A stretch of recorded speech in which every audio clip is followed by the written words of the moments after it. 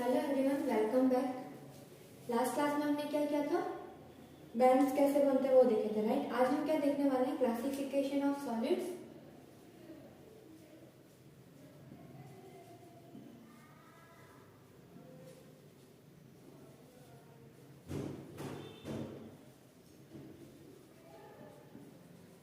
On the basis of electrical conductivity, या फिर हम बोल सकते हैं किस बेसिस पे देखने वाले हैं, energy bands theory, energy band theory या फिर एनर्जी बैंड्स के बेसिस पे देखने वाले हैं। ठीक है, तो पिछले बार हमने क्या किया था, वैलेंस बैंड क्या होता है, कंडक्शन बैंड क्या होता है, इनके बीच का गैप, फॉरबिडन एनर्जी गैप होता है, ये सारी चीजें देखेंगे, राइट। तो हम एक एक को उस बेसिस पे स्टडी करने वाले हैं। कितने टाइप के हो सकते हैं वो हमें पता है, कंडक्टर, सेमीकंडक्टर और इंसुलेटर। तो सबसे पहले हम इंसुलेटर से शुरू करते हैं।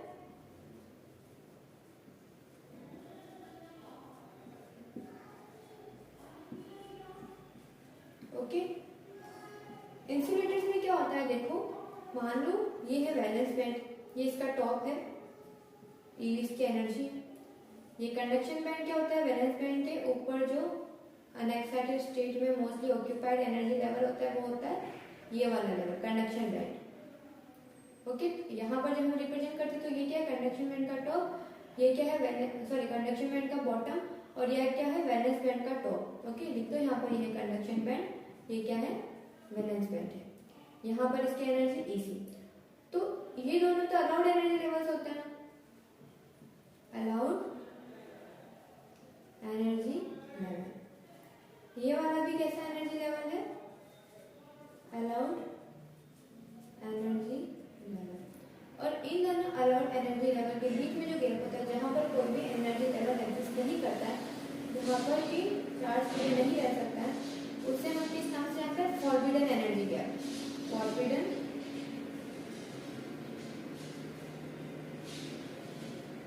Energy gap. इंसुलेटर्स के लिए हम बात करें तो डेल्टा ईजी, इसकी वैल्यू कितनी होती है, फॉरबिडन एनर्जी गैप को डेल्टा ई से डिनोट करते हैं ना, यानी इसी मैंने सी भी एक तरीके से, राइट। इन दोनों के बीच का डिफरेंस ही तो है। तो ये कितना होता है, डेल्टा ईजी इंसुलेटर्स के लिए greater than equal 5 electron volt. Okay, तो इंसुलेटर के अंदर हम देख रहे हैं कि जो forbidden energy gap delta easy है, नॉर्मल टेम्परेचर पे वो बहुत ज्यादा है, greater than equal 5 electron volt के। ओके, तो अब हमें पता है कि इलेक्ट्रॉन्स की मीन थर्मल एनर्जी कितनी होती है, यहाँ पर लिख लो, mean thermal energy of electron 0.025 electron volt होती है, रूम टेम्परेचर पे जो एनर्जी होती है। तो ये एनर्जी तो बहुत कम है, और फॉरबिडन गैप जो है वो बहुत ज्यादा है। ठीक है, तो इसका मतलब क्या है कि वैलेंस बैंड से कंडक्शन बैंड में जो इलेक्ट्रॉन्स का ट्रांजिशन है वो नेग्लिजिबल है, राइट। नॉर्मल टेम्परेचर पे नंबर ऑफ इलेक्ट्रॉन जो कंडक्शन बैंड में वो लगभग नेग्लिजिबल रहेंगे। अगर कंडक्शन बैंड में नेग्लिजिबल इलेक्ट्रॉन्स है, कोई चार्ज के रहे ही नहीं, तो इसका मतलब इलेक्ट्रिकल कंडक्टिविटी भी नेग्लिजिबल होती है, ठीक है, बहुत कम होती है। अगर हम यहाँ पर यूनिट मतलब उसकी वैल्यू देखना चाहें किस ऑर्डर में होती है, तो इसके लिए इलेक्ट्रिकल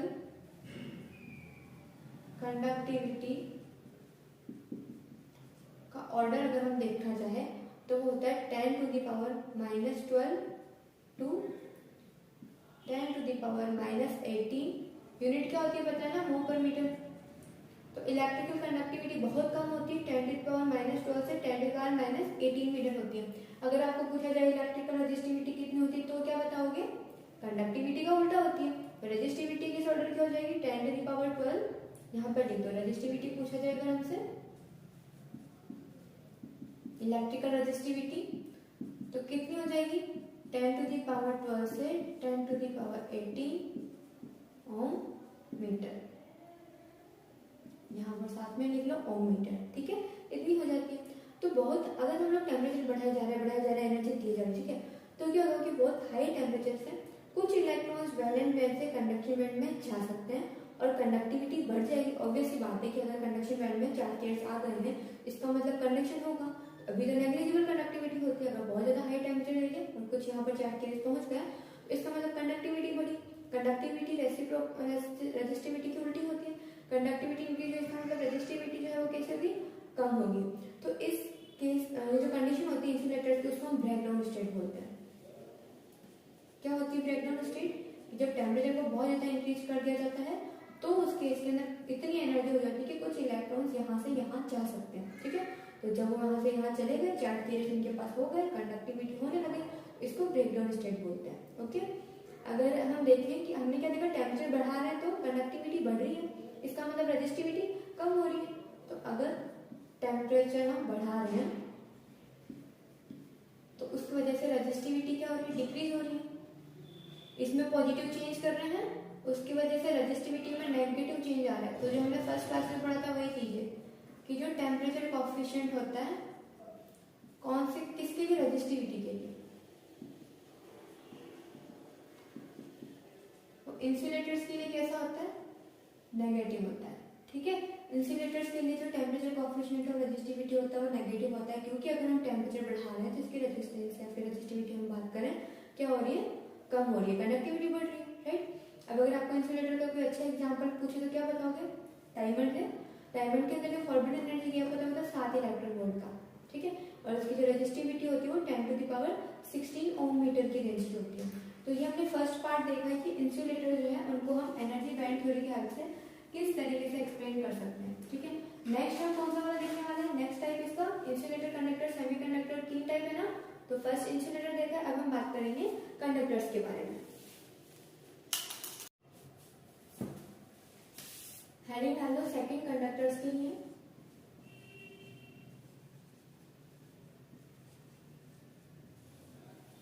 तो जैसे वहां पर हमने इंसुलेटर्स के लिए वैलेंस बैंड और कंडक्शन बैंड बनाए थे, तो यहाँ पर देखो क्या होता है, ये वैलेंस बैंड, ये इसका टॉप ईवी, ये कंडक्शन बैंड,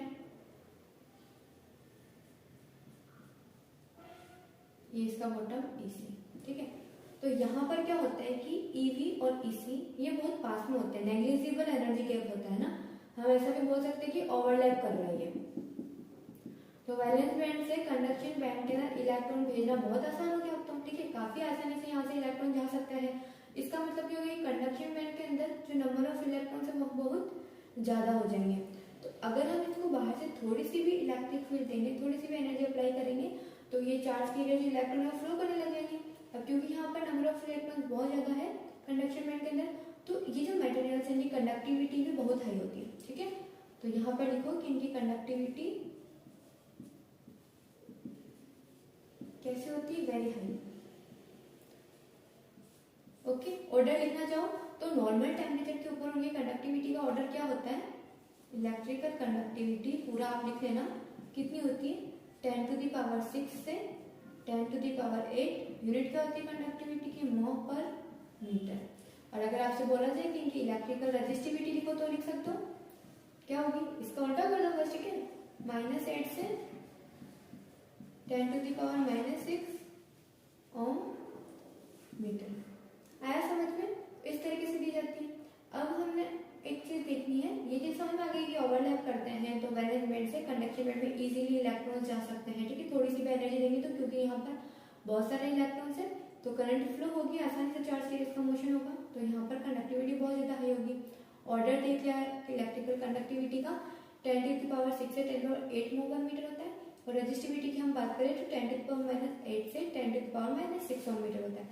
अब देखो जैसे हमने देखा ना कि टेम्परेचर इंक्रीज होता है तो यहाँ पर इनकी रेजिस्टिविटी में क्या फर्क पड़ता है, तो यहाँ पर जब टेम्परेचर इंक्रीज करते हैं तो फ्री इलेक्ट्रॉन्स का जो लैटिस एटम है उसके साथ में जो कॉलिजन होते हैं वो बढ़ जाते हैं। यानी टेम्परेचर इंक्रीज करोगे तो क्या होगा, फ्रीक्वेंसी ऑफ कॉलिजन इंक्रीज हो जाएगी। अगर फ्रीक्वेंसी ऑफ कॉलिजन बढ़ रही है, कॉलिजन यानी क्या, कॉलिजन होना टक्कर हो रही तो एनर्जी कम होगी, एनर्जी कम होगी तो उस केस के अंदर कंडक्टिविटी कम हो जाएगी। तो यहाँ पर कंडक्टिविटी जो है वो कम हो जाएगी। कंडक्टिविटी जो है वो रेजिस्टिविटी की उल्टी होती है, इसका मतलब रेजिस्टिविटी जो वो बढ़ जाएगी। तो इसका मतलब यहाँ पर क्या हो रहा है, अगर हम टेम्परेचर बढ़ा रहे हैं तो रेजिस्टिविटी जो है वो बढ़ रही है। तो इनके लिए हम लिख सकते हैं कि जो टेम्परेचर कोएफिशिएंट होता है, ऊपर लिख रही हूँ मैं, टेम्परेचर कोएफिशिएंट ऑफ रेजिस्टिविटी किनके लिए, कंडक्टर्स के लिए कैसा होता है, पॉजिटिव होता है। क्यों, क्योंकि टेम्परेचर बढ़ाने से इसकी रेजिस्टिविटी बढ़ रही है, इसका मतलब एक में पॉजिटिव चेंज कर रहा है दूसरे में पॉजिटिव चेंज हो रहा है, तो यहाँ पर temperature coefficient of resistivity positive होगा।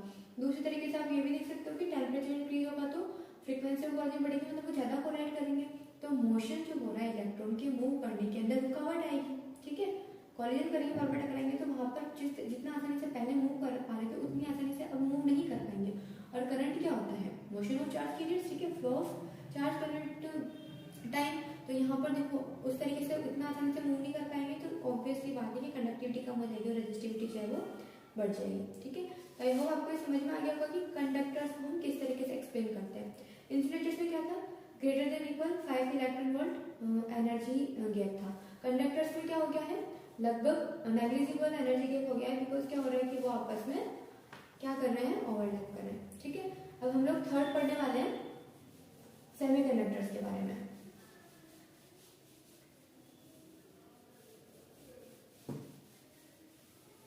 थर्ड हेडिंग डालो सेमीकंडक्टर्स।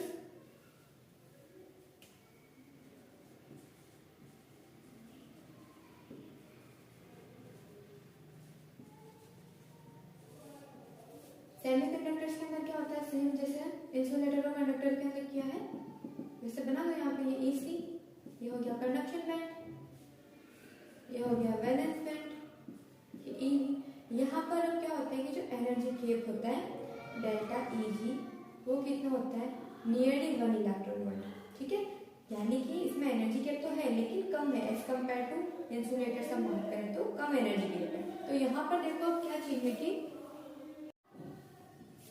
इलेक्ट्रिकल कंडक्शन की बेसिस पे हम लोग देखें तो सेमीकंडक्टर्स ऐसे मटेरियल्स है जिनकी रेजिस्टिविटी जो है वो कंडक्टर और इंसुलेटर के बीच में है। अगर इनकी रेजिस्टिविटी की बात करें तो किस ऑर्डर की होती है, electrical resistivity 10 to the power -1 से 10 to the power 7 ohm metre, इस रेंज में होती है। ठीक है, अब इन मटेरियल्स के अंदर क्या है कि डेफिनेटली फॉरबिडन एनर्जी गैप तो एग्जिस्ट कर ही रहा है, राइट। अब वो कितना है, 1 इलेक्ट्रॉन वोल्ट है, जो कि बहुत कम है एज कम्पेयर टू इंसुलेटर। ठीक है, अब ये 1 इलेक्ट्रॉन वोल्ट किसके अंदर हो सकता है, जैसे अगर हम लोग बात करें टेट्रावैलेंट एलिमेंट्स है, जर्मेनियम है, सिलिकॉन है, इनके अंदर जो एनर्जी गैप होता है वो कितना होता है, जर्मेनियम के लिए बोलते हैं 0.7 इलेक्ट्रॉन वोल्ट होता है। ठीक है, सिलिकॉन के लिए कितना होता है 1.1 इलेक्ट्रॉन वोल्ट, तो लगभग इतना ही है ना। इंसुलेटर जो कि 5-6 इलेक्ट्रॉन वोल्ट एनर्जी गैप है, उसके कंपेयर में तो ये एनर्जी गैप जो है वो बहुत कम होगा। तो क्या होता है देखो कि एब्सोल्यूट जीरो पे जो वैलेंस इलेक्ट्रॉन जो क्या है कि वीकली बाउंड होते हैं एटम के न्यूक्लियस से, ठीक है, वो इंटरनल बॉन्ड या फिर हम बोल सकते हैं कोवैलेंट बॉन्ड बना देते हैं। तो जो मटेरियल है वो कैसे बिहेव करता है, वो इंसुलेटर की तरह बिहेव करता है। ठीक है, यानी इंसुलेटर की तरह बिहेव करे इसका मतलब उसकी कंडक्टिविटी जो है वो जीरो होगी। अब जब टेम्परेचर को बढ़ाएंगे, हमने टेम्परेचर बढ़ाया सेमीकंडक्टर का, तो क्या होगा, थर्मल एनर्जी की वजह से जो कोवैलेंट बॉन्ड है वैलेंस इलेक्ट्रॉन्स के वो टूट जाएंगे, तो इलेक्ट्रॉन जो है वो फ्री हो जाएंगे। क्या होगा, टेम्परेचर हम बढ़ा रहे हैं, थर्मल एनर्जी दे रहे हैं, तो जो कोवैलेंट बॉन्ड है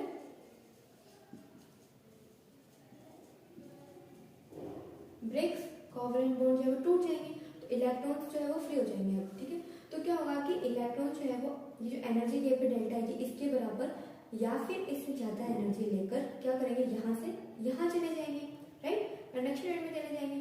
तो अब क्या होगा कि अब यहाँ पर इसकी इलेक्ट्रॉन की वैकेंसी आ गई है, और जो खाली स्पेस है या फिर हम बोल सकते हैं कि इलेक्ट्रॉन की डिफिशियंसी, इलेक्ट्रॉन ने जो वैकेंसी प्रोड्यूस की है उसे हम क्या कहते हैं, होल कहते हैं। यहाँ पर इलेक्ट्रॉन था, एनर्जी मिली उसको, वो यहाँ से यहाँ चला गया। ठीक है, तो यहाँ पर उसकी वैकेंसी को हम क्या कहते हैं, होल कहते हैं।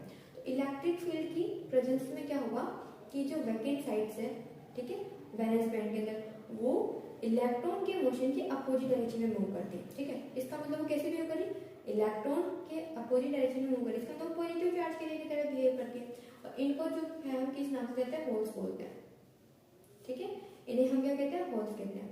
अब ऑब्वियसली बात है कि इलेक्ट्रॉन की वैकेंसी की वजह, इलेक्ट्रॉन के जाने की वजह से जो वैकेंट स्पेस है उसको हम लोग उसकी वैकेंसी को होल बोल रहे हैं, तो जितने इलेक्ट्रॉन्स होंगे उतने ही होल्स होंगे। ठीक है, अब नॉर्मल टेम्परेचर पे क्या होगा कि जो नंबर ऑफ इलेक्ट्रॉन्स है कंडक्शन बैंड में, या फिर हम बोल सकते हैं कि जो नंबर ऑफ होल्स है वैलेंस बैंड में, वो इतने तो होंगे कि थोड़ी कंडक्टिविटी दे सके सेमीकंडक्टर, यानी थोड़ी सी इलेक्ट्रिकल कंडक्टिविटी आ जाती है। ठीक है, तो यहाँ पर हम बोलेंगे चार्ज कैरियर्स किस टाइप के, 2 टाइप के। ठीक है, देखो इसको नोट करो, मिटा देती हूँ। यहाँ पर चार्ज कैरियर्स जो है वो 2 तरह के होते हैं, एक तो इलेक्ट्रॉन्स, दूसरा होल। क्यों? क्योंकि यहाँ पर कोवेलेंट बॉन्ड्स बन जाते हैं और वो टूटते हैं, कोवेलेंट बॉन्ड टूटेगा, इलेक्ट्रॉन निकलेगा तो बचा हुआ स्पेस होल होगा। ठीक है, तो यहाँ पर 2 टाइप्स ऑफ चार्ज कैरियर्स है।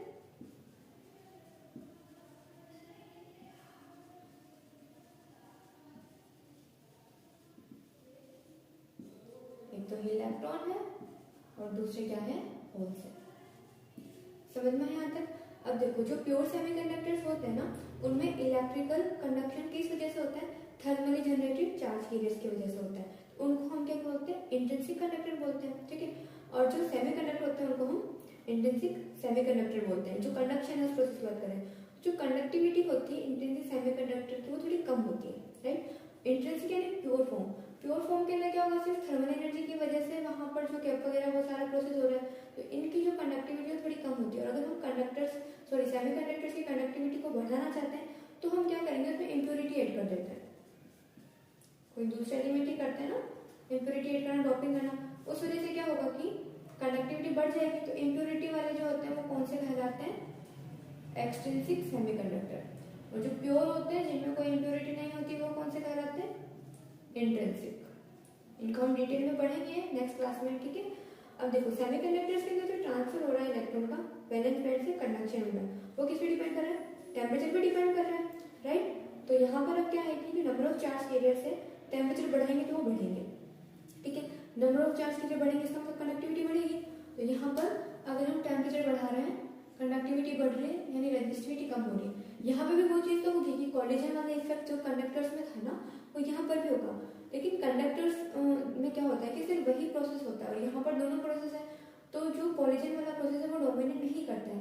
ये ज्यादा टेम्परेचर बढ़ाएंगे तो ज्यादा इलेक्ट्रॉन्स यहाँ से यहाँ जाएंगे, वो फैक्टर यहाँ पर डोमिनेट करता है। यानी नंबर ऑफ चार्ज कैरियर जो है वहां पर तो क्या ऑलमोस्ट कांस्टेंट रहता है, यहाँ पर number of charge carriers conduction band में बढ़े हैं अचानक से। ठीक है, टेम्परेचर इंक्रीज से, तो ये वाला जो चीज है वो डोमिनेट करती है एज कम्पेयर टू की कॉलिजन की वजह से कंडक्टिविटी डिक्रीज हो रही है, इसकी वजह से इंक्रीज हो रही है। तो इसकी वजह से बहुत ज्यादा इंक्रीज हो रही है तो उसका इफेक्ट नहीं रह पाता है।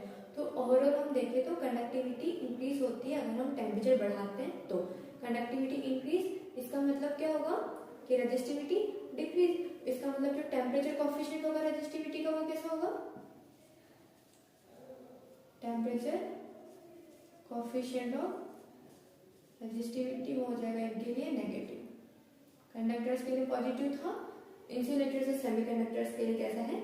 नेगेटिव है। ठीक है, तो आई होप आपको बैंड थ्योरी के बेसिस पर कंडक्टर, सेमीकंडक्टर और इंसुलेटर इनका क्लासिफिकेशन किस तरीके से किया जाता है, एनर्जी गैप कैसे दिया जाता है, इलेक्ट्रिकल कंडक्टिविटी, रेजिस्टिविटी इनके ऑर्डर्स कैसे होते हैं, कहाँ पर सिर्फ इलेक्ट्रॉन चार्ज की वजह से, कहाँ पर इलेक्ट्रॉन और होल दोनों है, कोवेलेंट बॉन्ड का जो कंसेप्ट था यहाँ पर, और टेम्परेचर के साथ में किसकी रेजिस्टिविटी किस तरीके से चेंज होती है, वैलेंस बैंड और कंडक्शन बैंड का जो गैप है फॉरबिडन एनर्जी का वो किसमें कितना होता है, वो सारी चीजें क्लियर हो गई होगी। ठीक है, तो ओके, थैंक यू।